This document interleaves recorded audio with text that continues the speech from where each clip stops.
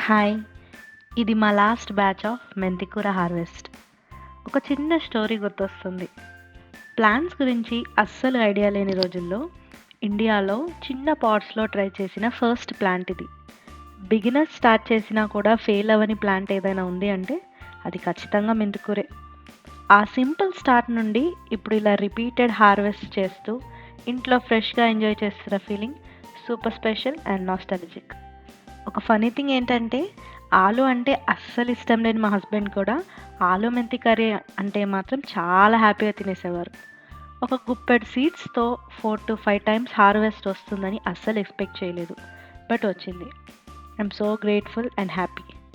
ఈ జర్నీ నుండి నేర్చుకున్నది ఒకటే. చిన్న ట్రై అయినా సరే స్టార్ట్ చేయాలి.